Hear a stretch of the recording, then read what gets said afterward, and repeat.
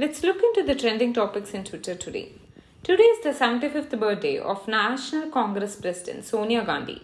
She has decided not to celebrate her birthday on Thursday, showing respect for the Chief of Defence Staff, General Bipin Rawat, who died in a helicopter crash on Wednesday. The party said. C. Venugopal announced the party's chief decision on Twitter and urged the party workers to avoid any celebration. The hashtag was Srimati Sonia Gandhi.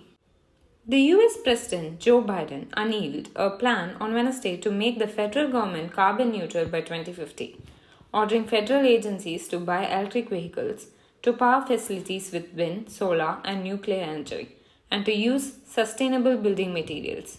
The hashtag was nuclear. Rohit Sharma was appointed India's ODI and T20 captain on Wednesday. The opening batter, who captained India in the T20s against New Zealand, will now take up the full-time responsibility as India's captain in limited over cricket. Rohit will take over from Virat Kohli in the 50-over format from the 3-match ODI series in South Africa. The hashtag was BCCI. International Anti-Corruption Day has been observed annually on 9th December since the passage of the United Nations Convention Against Corruption on 31st November 2003 to raise public awareness for anti-corruption. The hashtag was Anti-Corruption Day. Let's look into the international affairs. US investment bank JP Morgan predicted on Wednesday that 2022 will mark the end of the coronavirus pandemic and see a full global economic recovery. The bank's outlook report for next year said new vaccines and therapeutics would result in a strong cyclical recovery, a return of global mobility, and a release of pent-up demand from customers. Islamic militants waging a brutal insurgency in northern Mozambique has abducted more than 600 women and children over the past 3 years, Human Rights Watch said in a report Tuesday. An armed group linked to the Islamic State has since 2018 kidnapped and enslaved more than 600 women and girls in Mozambique's northern Cabo Delgado province, the rights group said in a statement.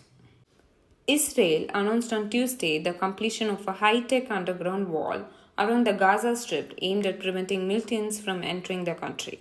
The barrier includes hundreds of cameras, radars, and other sensors, command centers, and control rooms, the Defense Ministry said in a statement.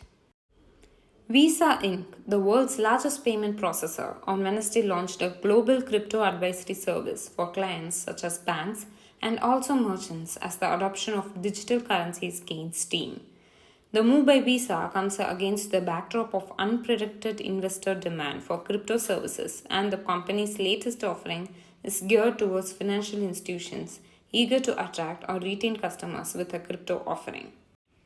Supply chain constraints have been a global issue for over a year now, but technology major Apple had managed to secure its own production lines from any impact. Not anymore though, as a new report suggests that the shortage of components have finally hit Apple, halting the production of iPhone for the first time in over a decade. The news follows the company's own projections of iPhone 13 series production, which was made public back in October. While Apple had earlier expected to produce 90 million new iPhone units in the last 3 months of the year, the projection cut this number down by as many as 10 million units. Tokyo will move to recognize same-sex partnerships, its governor said, becoming the largest city in Japan to do so as activists push for national recognition. Japan is the only nation of the group of 7 countries that does not recognize same-sex unions, and its constitution stipulates that marriage shall be only with the mutual consent of both sexes. Russian rocket carrying Japanese billionaire Yusaku Misawa set off to the International Space Station on Wednesday, arriving safely and on schedule a few hours later.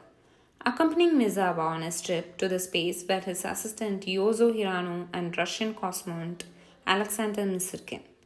Upon entering the station, the three will then spend 12 days in the station, with Misawa set to share his experience on his YouTube channel, all of which will be documented by his assistant Hirano.